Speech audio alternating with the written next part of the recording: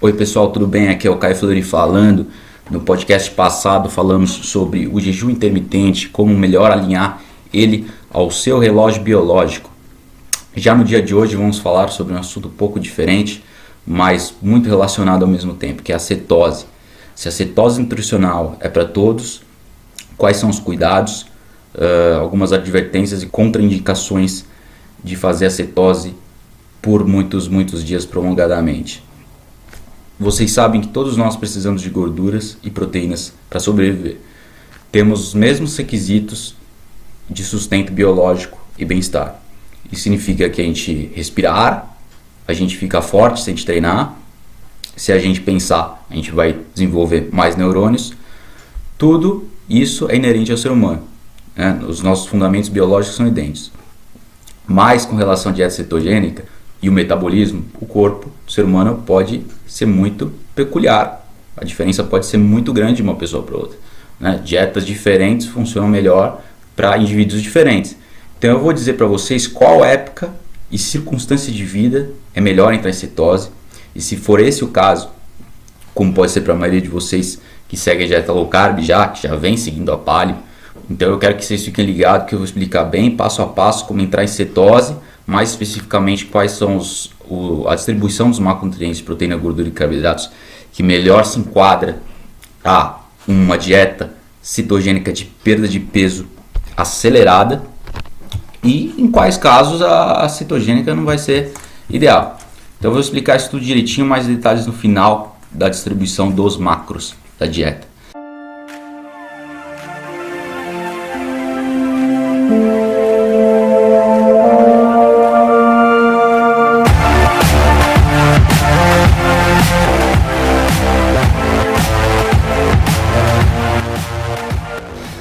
Então eu não estou falando que você deve entrar na cetose com tudo, mergulhar nela, mas sim que você deve considerá-la, porque a gente tem muitas vantagens a cetogênica, né? Ativa várias vias fisiológicas internas de renovação das células, que é a autofagia, como eu falo bastante, tende a preservar mais o tecido devido à redução da inflamação.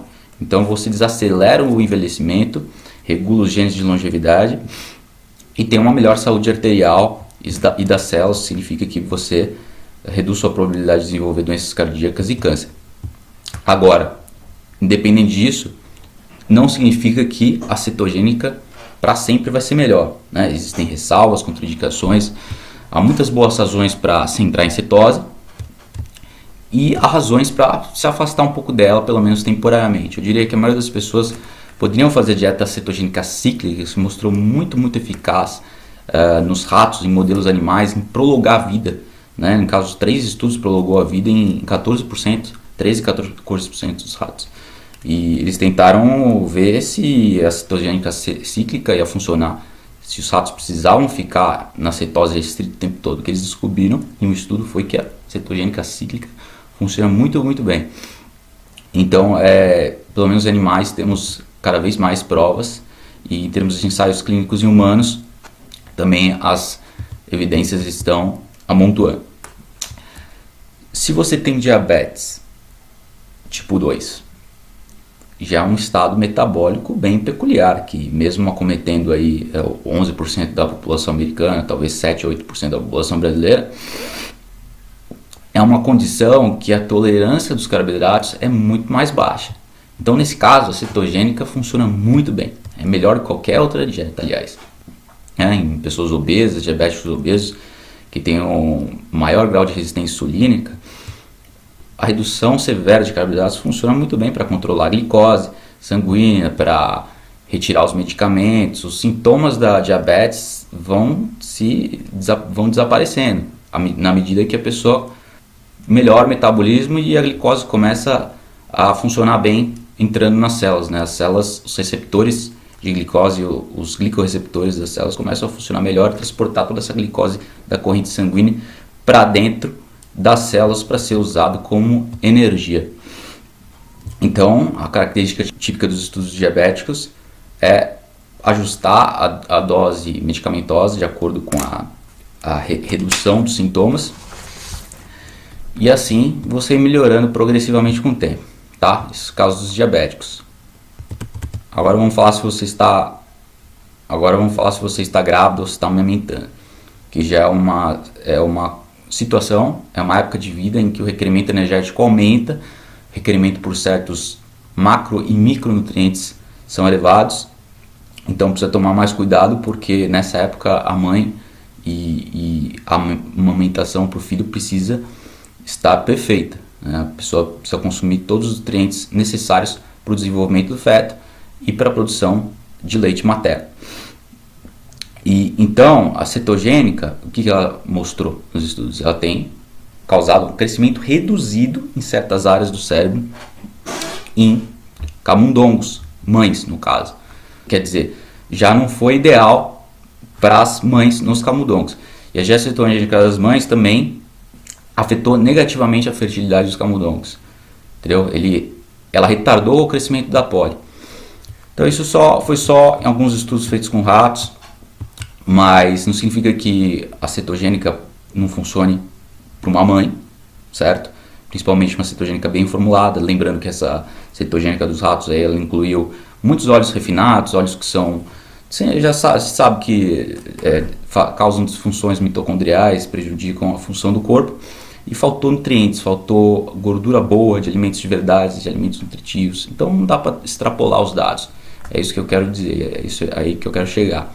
Mas de qualquer modo vale a pena a cautela, comer bastante ômega 3 para as mães, né? Já foi mostrado em diversos estudos ômega 3, ômega 3 5 em peixe, em óleo de peixe, DHA, EPA, né? Não é o ômega 3 de fontes vegetais como a linhaça, embora esse também seja bom, o ALA. O DHA e EPA se mostra mais eficaz ainda, então peixes, frutos do mar são recomendados durante a amamentação, tá certo? Então, tornar-se cetoadaptado é um objetivo que vale a pena seguir para você se adaptar em fases da sua vida a essa dieta.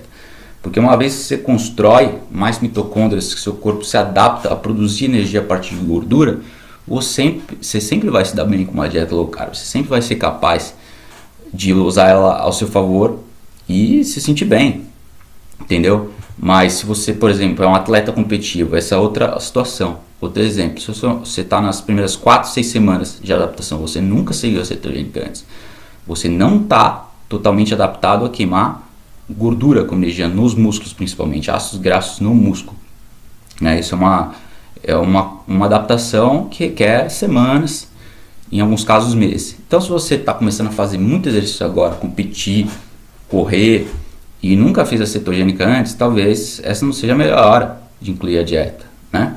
Você pode até restringir os carboidratos, mas não ser tão radical assim, porque senão você pode sofrer efeitos colaterais, principalmente se não souber incluir suplementos e coisas que reduzem os efeitos colaterais da low carb, né? Uma demanda muito forte de exercícios em um tempo muito curto para você se adaptar. Então vale a ressalva para atletas também. Se você já tem a mesma rotina de exercícios, claro que isso já é uma situação totalmente diferente. Você vai reduzindo os carboidratos aos poucos até ficar 100% cetogênico, tá certo? E quando você menos percebe, você já está queimando gordura, já está magro e já está com, se não melhorou a performance atlética, pelo menos está igual, mas com certeza a sua saúde melhorou muito, seus marcadores sanguíneos melhoraram, inflamação reduziu e etc, etc. Tem outras ocasiões, como por exemplo, se você tem pedra nos rins, né? Os cálculos renais são relativamente comuns em pacientes epiléticos em dietas cetogênicas, né? Epiléticos porque foram feitos muitos estudos com pacientes epiléticos, porque a cetogênica surgiu aí no começo da década, 1920 e tal, como tratamento coadjuvante na terapia de epiléticos. Isso mostrou mais eficácia que os remédios, tá? No entanto, aproximadamente 6% dos indivíduos desenvolvem cálculos renais nesses estudos, certo? Muitos desses estudos. Então, isso é causado pela acidez urinária excessiva, já que as cetonas são ácidas, os corpos cetônicos, que aumenta a formação de ácido úrico, cálculo e cálcio no sangue, entendeu? Então, você tem que tentar reduzir esses efeitos colaterais fazendo a suplementação adequada, que se torna mais importante na dieta cetogênica. Alguns suplementos são mais importantes na dieta cetogênica do que em outras dietas. Já outros suplementos são importantes em qualquer dieta, qualquer dieta. Então temos aí o potássio, citrato de potássio, que ajuda a alcalinizar a urina, previne a formação de cálculos renais. Muito importante na dieta cetogênica, a suplementação de potássio, principalmente se você faz exercício. Se você e sua família tem histórico de cálculo renal, então você pode incluir esse suplemento. E uma ótima fonte também é o suco de limão. Então um par de colheres aí de suco de limão, um pouco de água mineral com gás, quem gosta de botar limão na água com gás, um pouco de sal marinho, é uma bebida aí refrescante que vai estar fazendo o serviço. E como eu falei, não tem nenhuma boa razão para você não incluir potássio na sua dieta. Isso vai ajudar a afastar qualquer pedra iminente. Então, se você é um atleta cetogênico, preste atenção na suplementação de potássio, repor o sal na dieta, que você vai perder muito sal, glicogênio muscular no início, e a suplementação de sal, sal marinho, pode ser sal de rosa do Himalaia. Você precisa tomar sal de maneira recorrente, regular, e também certificar que você está bebendo água, bastante água, não precisa forçar a barra, mas geralmente você precisa tomar bastante água, que é um fator de risco aí para a formação de cálculos renais também, tá? E outra situação, outro contexto que a dieta cetogênica pode ser problemática ou não recomendável é quando sua pessoa está crescendo, no caso das crianças, no caso de bebês, algumas crianças precisam entrar uma cetogênica para fins médicos, mas em geral não, como no caso da epilepsia, alguns transtornos mentais. Mas mesmo nesse caso, a dieta interrompe o crescimento, sem reduzir o peso corporal. É bem interessante isso, porque ela tende a reduzir IGF-1 e a insulina. E a IGF-1 é Insulin Growth Factor 1. Insulina, IGF-1 é bom na fase de crescimento, mas o excesso de IGF-1 na fase adulta está relacionado ao câncer. Também por isso que a dieta cetogênica é muito boa na prevenção do câncer, porque chega a reduzir o IGF-1 em até 35%. Geralmente, facilmente reduz 30% de IGF-1. Então a insulina IGF-1 baixa demais não é bom, porque está relacionado à atrofia de certas partes do cérebro, hipocampo, questão de formação de memória, neurogênese, crescimento dos neurônios. Mais uma IGF-1 média a baixa se mostra muito eficaz no aumento da longevidade, em regular os genes relacionados à longevidade e reduzir esses fatores de crescimento. Vai estar causando autofagia, fazendo que as células ruins morram e as células boas se renovem. É todo o processo de reciclagem do corpo que vai ser otimizado quando esses fatores de crescimento são controlados. No entanto, quando a pessoa está em crescimento, IGF-1 é importante. Então, não seria tão legal fazer uma dieta cetogênica, pelo menos não o tempo todo, nas crianças. Tem gente que jura que fez bem para os filhos, que os filhos estão saindo ótimo. Também tem casos das crianças que têm muita facilidade de ganhar peso, e a cetogênica pode ser excelente para elas. As crianças que já tiveram diabetes, as crianças com alto nível de insulina. Então temos aí vários contextos diferentes, não dá para generalizar, tá certo? Mas espero aí que eu tenha aberto um pouco aí as portas da compreensão de vocês sobre contextos diferentes de seguir a dieta cetogênica. Tem outras situações também, porque, por exemplo, a cetogênica pode ser implementada de maneira totalmente errada. Podem colocar alimentos refinados, como eu falei, os efeitos colaterais nos ratos. A desnutrição foi causada aí por consumo excessivo de óleos vegetais que nem fazem parte da dieta cetogênica. Óleos vegetais ômega 6 poliinsaturados, oxidados, óleos péssimos, que foram fritos e oxidados. Então, comer uma dieta cetogênica com alimentos de verdade, reiterando novamente, incluindo peixes, fontes de carnes diversas, vegetais, pode ter abacate, castanhas. Castanhas são fontes vegetais excelentes, muito nutritivas. Os laticínios também são muito nutritivos em geral, os que não são processados, que são fermentados de maneira natural. E tem outras formas aí artificiais de subir a sua cetose que também são benéficas, porque os corpos cetogênicos agem como moléculas sinalizadoras. né? Eles reduzem a inflamação e melhoram ATP, a criação de energia, biogênese mitocondrial, criação de novas mitocôndrias. Então tem várias formas de implementar a cetogênica, inclusive suplementos de cetose, que eu falo bastante, que eu falei bastante no podcast do começo do ano. Aí vocês podem encontrar ou no blog ou nos vídeos do YouTube. Então, moral da história, certifique-se de que você está incluindo alimentos integrais que compõem a base da sua dieta cetogênica, né? Abacate, queijos, iogurtes, castanhas, se você quer focar nas fontes vegetais, chocolate amargo também, uma fonte muito rica em polifenóis que aceleram os processos diferentes dos antioxidantes, diferentes de um modo peculiar e único, singular. Ele age de modo a fazer com que o corpo, as células do corpo, desencadeiem os próprios processos antioxidantes. Então a gente fala muito de antioxidantes hoje em dia na sociedade, mas a gente fala pouco dos processos antioxidantes internos que são desencadeados pela hormese. Hormese é o estresse induzido ao corpo, é um estresse bom, estresse adaptativo, casos de exercício, casos de jejum, a cetogênica. Um dos motivos por trás do benefício da cetogênica é essa hormese, essa adaptação que o corpo faz em resposta à carência de carboidratos, que é um ambiente um tanto estressante pelo corpo. Então o corpo se adapta e fica mais forte, entendeu? Aí que está a raiz de tudo que é bom na cetogênica. Então, como eu prometi para vocês, eu falei que ia falar a composição dos macronutrientes da cetogênica no final desse post. Então, chegamos no final aqui. Uma composição que funciona muito bem é 60 a 80 gramas de proteína por dia, que vocês podem estar vendo pelo aplicativo aí, MyFitnessPal, Fat Secrets, esses aplicativos que você pode baixar no seu celular, no seu iPhone ou mesmo no computador. São aplicativos de contagem de calorias, né? O interessante é você acompanhar as suas calorias, pelo menos temporariamente, né? Não como obsessão, mas como base para formar o seu conhecimento, um feedback importante aí na sua vida, que vai te dar uma base de compreensão de como a sua dieta funciona.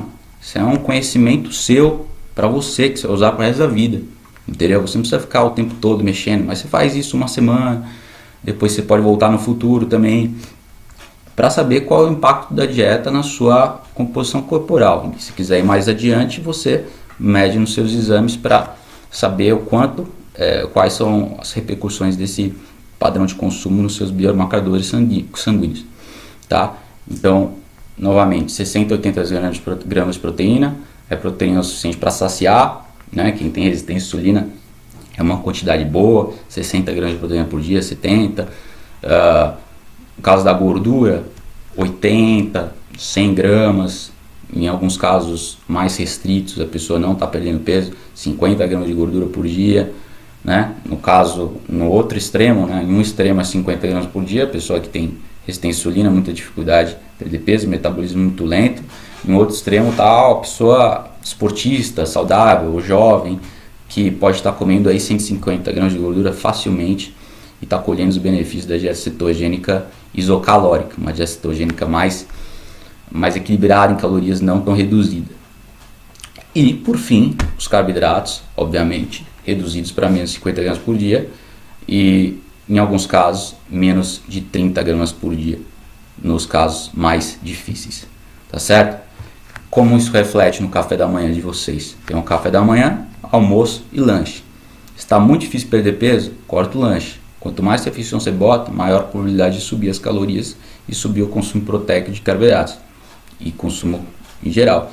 Então, quanto menos refeições, maior a sua probabilidade de emagrecer. Café da manhã pode ser uma coisa leve, tipo um ovo, 2 ovos. O almoço pode ser mais rico em proteínas, como um filé de carne, 100, 150 gramas de carne. E a janta pode ser igual, entendeu? Tem várias variações aí, mas o importante é você estar moderando as proteínas, moderando as gorduras e mantendo os carboidratos super baixos para você garantir a perda de peso. Daí você regula conforme a sua necessidade. Isso significa então que se você está perdendo muito peso, daí você pode subir mais as gorduras.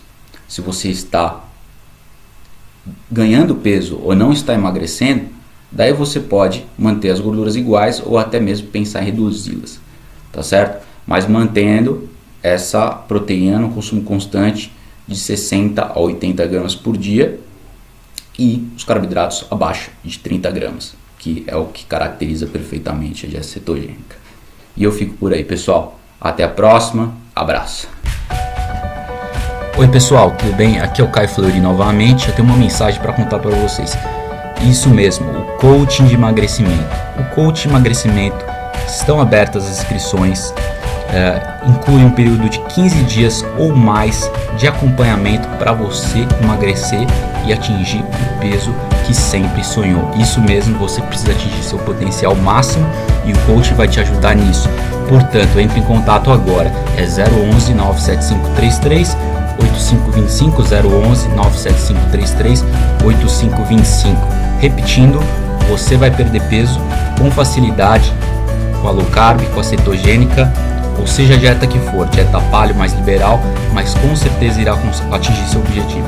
Então não se esqueça de me mandar uma mensagem no WhatsApp agora. Muito obrigado, abraço.